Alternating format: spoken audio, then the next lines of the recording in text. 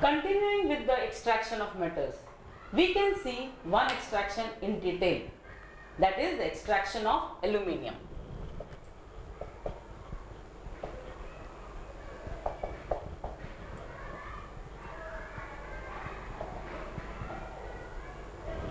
Now, aluminium is a metal which is widely used everywhere. Even the aeroplanes are made of aluminium. It's a very light metal, and that is why the kitchen utensils, the factory machine parts are all made from aluminium. How it is extracted? Now let's see first what is the atomic number of aluminium. Atomic number of aluminium is 13. What will be the electronic configuration then? The electronic configuration will be 2, 8 and 3. Last time we had understood what is electronic configuration. So if it is 2, 8, 3, then what will be its valency? The valency of aluminium is 3. Why the valency of aluminium is 3? Because it will give out 3 electrons to become stable. So what is valency? It is the combining capacity of any element. So if it is giving out 3 electrons to become stable, it will have the valency 3. Now aluminium is a quite reactive metal, and that is why it reacts with the most common abundant element in the air. Which is the most common abundant element in the air, which we breathe also? Yes, it is oxygen. So aluminium reacts with oxygen and is occurring in nature as bauxite form. Its ore is called bauxite ore. You must have heard the name bauxite being used in industries and factories. Bauxite ore is nothing but the oxygen attached to aluminium. What is its formula? Al2O3H2O. This is the formula of bauxite ore. Now, when we study about the extraction of aluminium, how will I remove aluminium from bauxite? This is a very simple question. Just remove oxygen. But it's not so easy.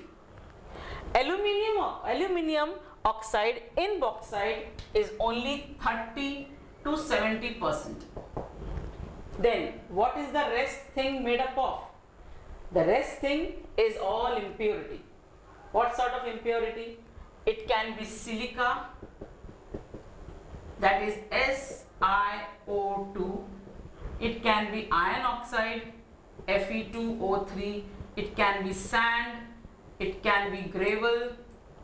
So many things are present along with bauxite as impurity. So what we have to do? First we have to remove the impurity from the bauxite. Then only we can go and proceed for the extraction. So how will we do it? There is a procedure which have 2 steps. Now what are the 2 steps which we are going to see? First step is concentration of ore. Now when I say concentration word, concentration means what?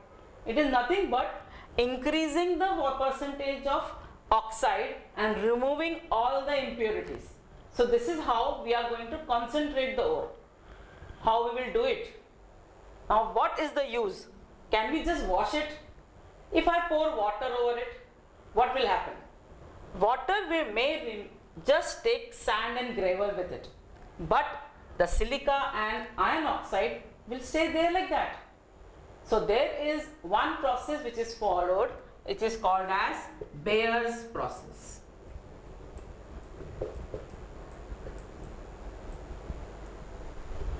What is Bayer's process? Obviously Bayer's name has come from a scientist who found this. Who found what is the process of concentrating an ore of bauxite. Now what is done? First, the crude bauxite ore. Crude means all having the oxide as well as all the impurities in it. The crude mass of a bauxite is taken, it is beaten and hammered into small pieces.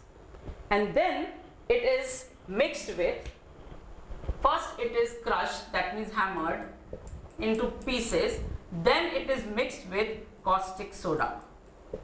What is caustic soda?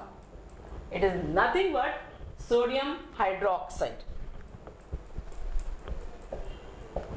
So in this process, what we are going to do, we are going to take the ore in the crude form, break it into pieces and then react with caustic soda. But just can we react like that? No, there are some conditions. We have to react the crushed ore with caustic soda and react it for 2 to 8 hours, heat it at 140 degrees to 160 degrees Celsius. Such high temperature is required for the reaction of ore with caustic soda. What are we going to do? We are going to heat it for 2 to 8 hours at 140 to 160 degrees Celsius under high pressure. Lot of pressure is required. All this is done in a big container that is called as a digester. So in short, again I can tell you, the ore of bauxite is taken, it is crushed into pieces and then it is mixed with caustic soda to react with it. This reaction takes place for 2 to 8 hours at 140 to 160 degrees Celsius. And then all these things are happening in a big huge tank which is called as digester. This is the process which is actually concentrating the ore. Now what will happen after this? Now we saw in digester what happened. In the digester we had concentrated the ore of bauxite. Now the reaction will take place. What is this reaction taking place? Now aluminium oxide, that is the bauxite, reacts with sodium hydroxide. That means Al2O3 reacts with NaOH. Now this aluminium oxide is amphoteric in nature. We had seen in last time what is amphoteric nature. Let me remind you. Amphoteric nature of a substance is that in this case aluminium oxide has the ability to react with acid also as well as base also. That's why since it can react with both acid and base, this aluminium oxide can easily react with sodium hydroxide. What it will form? It will form a product which is known as sodium aluminate, NaAlO2 plus H2O. Now this product we wanted from the reaction of aluminium oxide and sodium hydroxide. What about the impurities present in it? Even silica, that is in the form of SiO2, that also reacts with sodium hydroxide and form sodium silicate.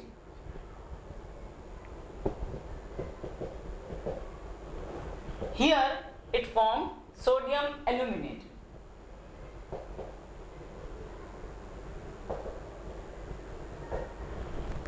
So two things are happening now. Aluminium oxide, which was around 70%, it reacted with sodium hydroxide, forming sodium aluminate and water. The impurity of sand or silica, SiO2, also reacted with NaOH and formed sodium silicate. But what about Fe2O3? This was also present in the impurity. What about it? It does not react with NaOH at all, and so it can be removed by filtration.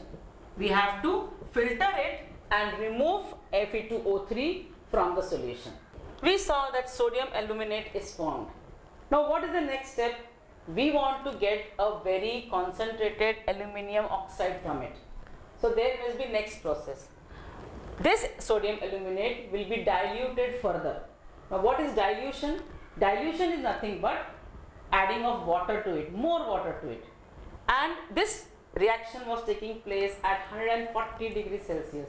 So we have to cool it down till 50 degrees Celsius. Dilute the product and cool it to 50 degrees Celsius. That means we have to bring down the temperature. When we bring down the temperature, what happens?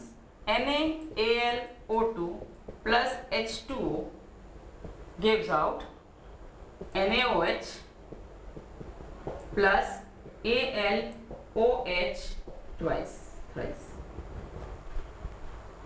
Now this is the reaction taking place when I am diluting sodium aluminate which was formed. Now after dilution we have cooled it to 50 degrees and then we got this product AlOH thrice, which is a precipitate. Now this down arrow shows that product formed is a precipitate. What is a precipitate? Precipitate is a substance formed which is insoluble and that is why it settles down. Now this precipitate is removed. Next step is this precipitate is removed, it is dried and then heated very strongly at 1000 degrees Celsius. AlOH thrice is heated at 1000 degrees Celsius. Again I am telling you, AlOH thrice or aluminium hydroxide is separated, dried and then heated very strongly at 1000 degrees Celsius.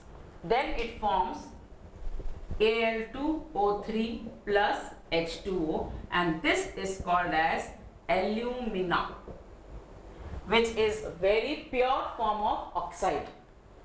Alumina is a very pure form of oxide and it is obtained after heating aluminium hydroxide to 1000 degrees Celsius. This alumina will be further used now for extraction of aluminium. We have removed all the impurities, we have concentrated the ore, we have now got the pure form of alumina or aluminium oxide. Now what is left? Did we get aluminium now? Still we have not got aluminium. We have to now undergo electrolytic reduction. We saw how the alumina was formed. The pure form of alumina was formed.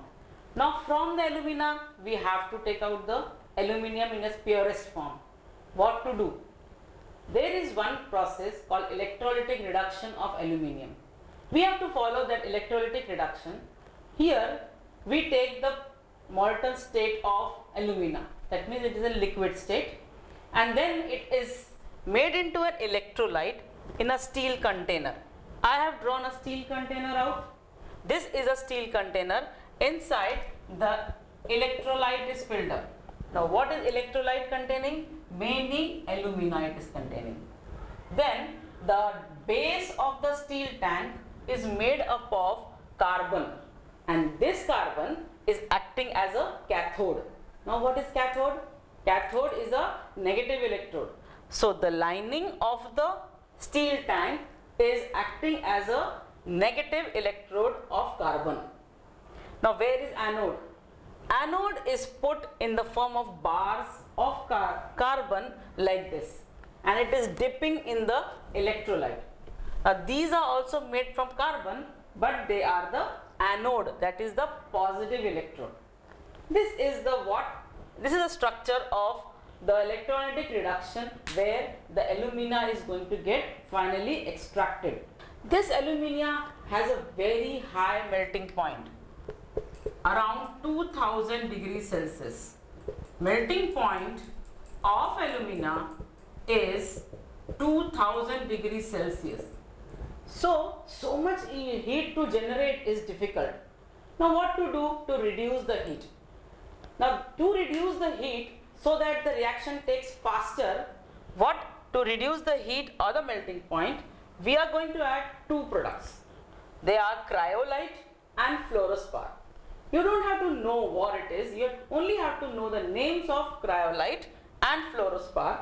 The formula of cryolite is AlF3 thrice NaF. That means it is a fluoride form of aluminium attached with the fluoride form of sodium. And another product, fluorospar, that is, it is the fluoride form of calcium. When I add these two to alumina, what's happening? It is reducing the melting point.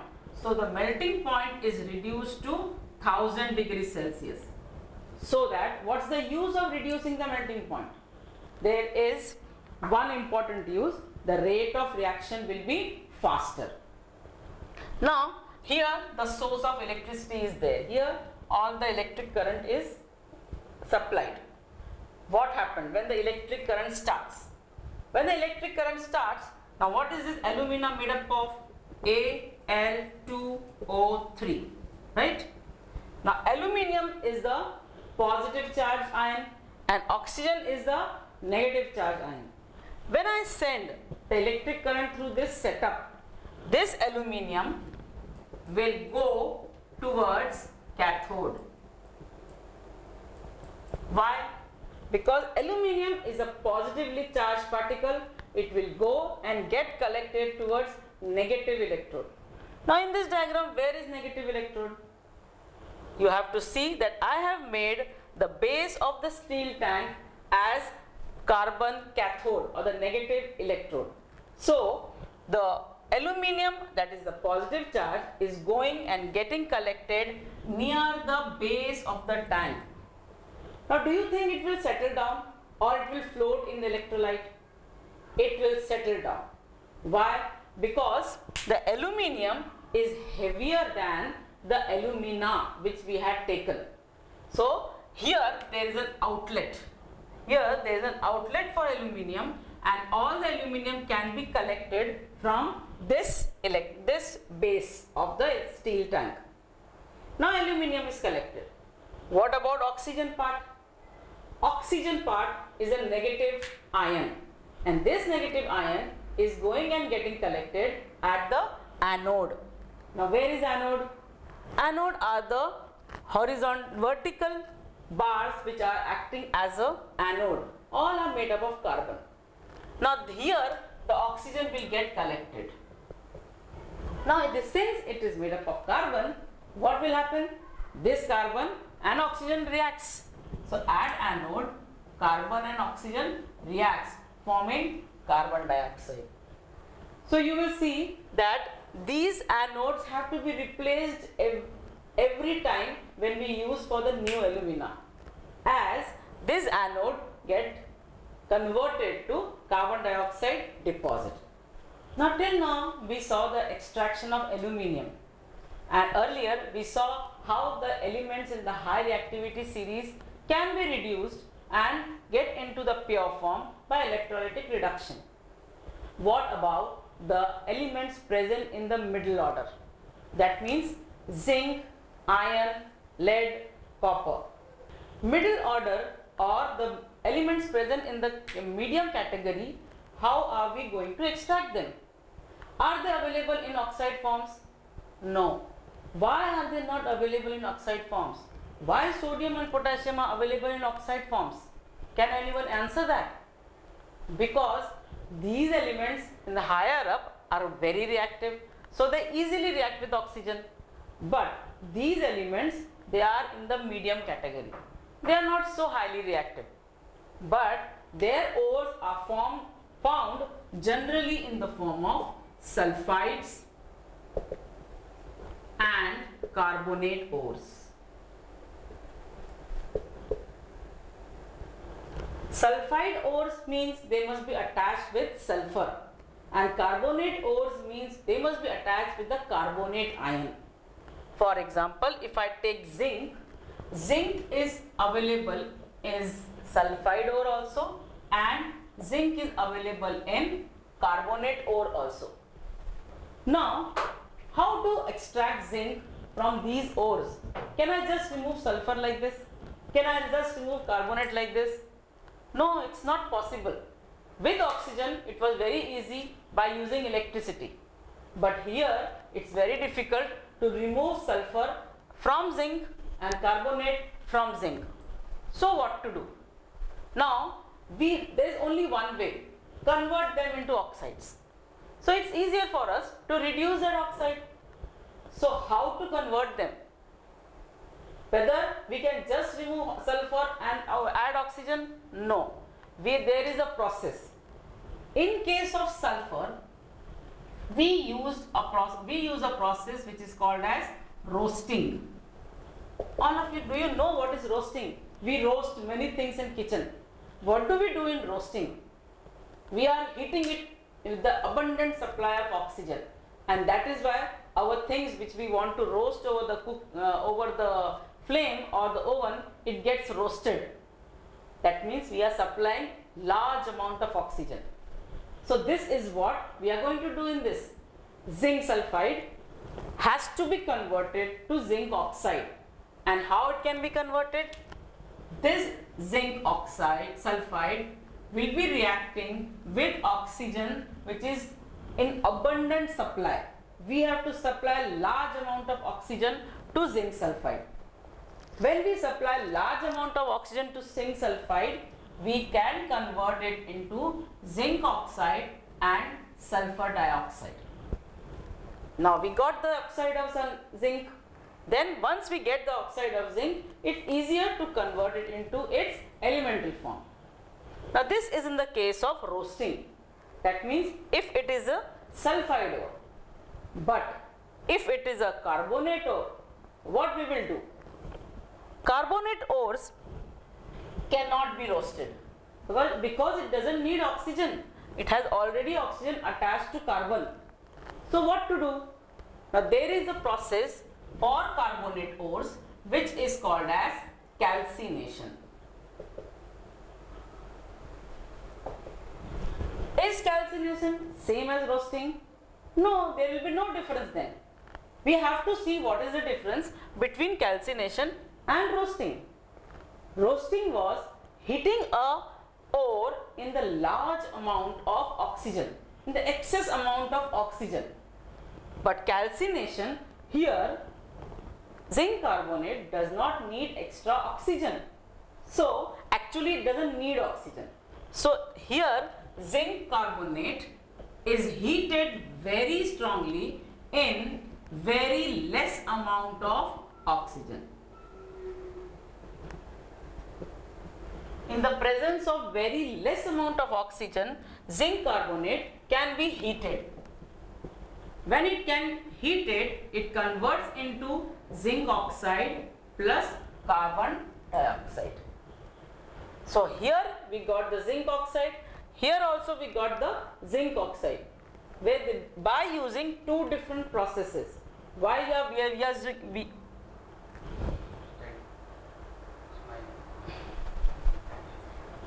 we are using two different processes? Because we have different type of ores of zinc.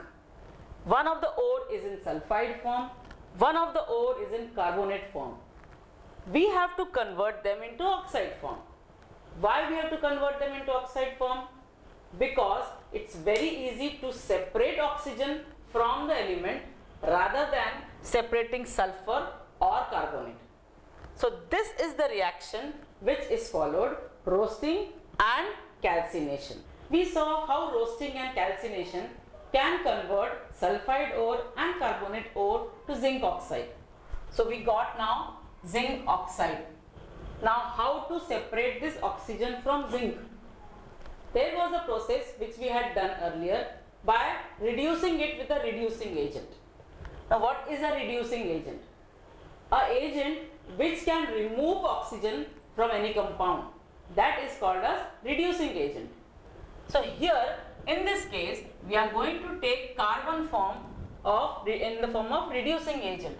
This carbon form is called coke, C-O-K. Now when it reacts, it forms zinc in the pure form and carbon monoxide is separated. This coke is acting as a reducing agent to reduce zinc and oxygen. This carbon is acting as a reducing agent which reduces zinc oxide to zinc and carbon to carbon monoxide. Any reducing agent can be taken. Now earlier also we have seen a displacement reaction. If you remember, what was displacement reaction? Displacement reaction was when a more reactive element displaces a less reactive element. So suppose I have an oxide MnO2. I want to reduce it. By which process? By displacement reaction. So I can use an element which is more reactive than manganese. Let's take, suppose I take aluminium. Aluminium is more reactive than manganese. So it replaces the manganese position and thus displacement takes place. What will happen? Aluminium will form its oxide and Mn will be separated. Now in this reaction, as I said, displacement reaction, displacing an element by another element. Aluminium was more reactive than manganese, so it could displace manganese from its place. This whole process will have large amount of heat also produced. When heat is produced, this manganese which is separated is in the molten state. This reaction was used by a scientist known as Thermit. So this reaction is also called Thermit reaction. What he did, where did he use this? What he thought that if I take iron oxide and reacts with aluminium, I will get a molten iron. How? I'll show you with the experiment.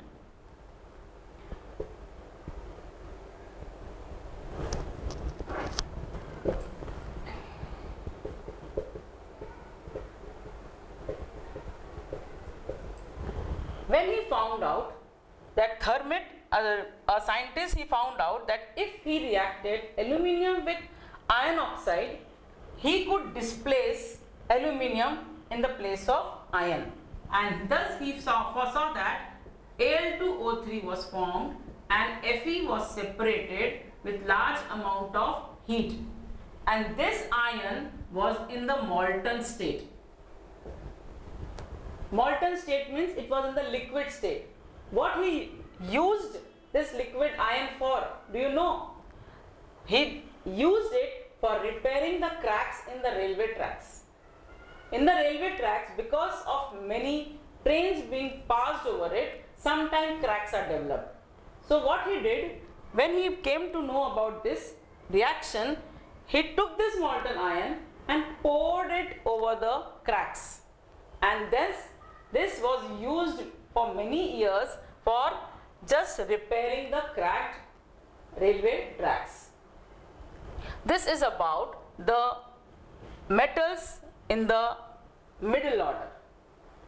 Now what about copper? We have not talked about copper.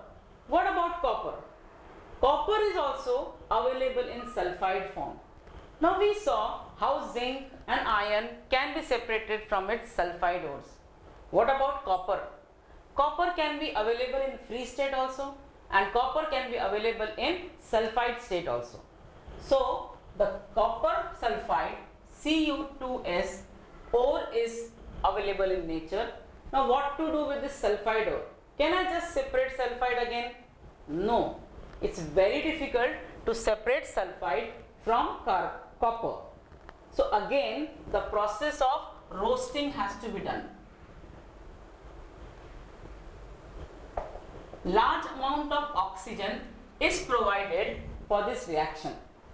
Copper sulfide reacts with abundant supply of oxygen, forming Cu2O plus SO2.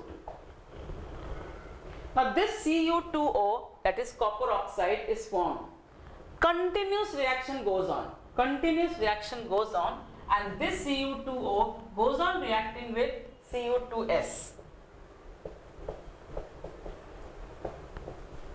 If I don't stop the reaction and I heat copper sulfide in the abundant supply of oxygen, I get copper oxide.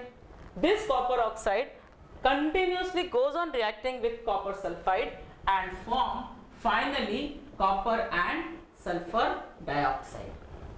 This is the way we can separate copper from its sulfide ore. Now here another element can be seen. This is mercury. What about mercury? Mercury also is available in sulfide ore. HgMnO. S. The common name is cinnabar. Now this is also a sulfide ore. So what to do? Again it will undergo roasting and sulfide ore will be converted to oxide ore.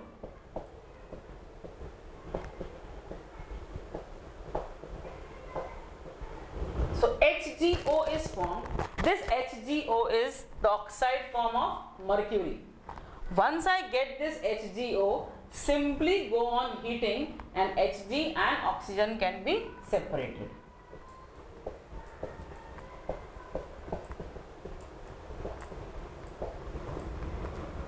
This is the way we can separate and the mercury from its sulfide ore, copper from its sulfide ore.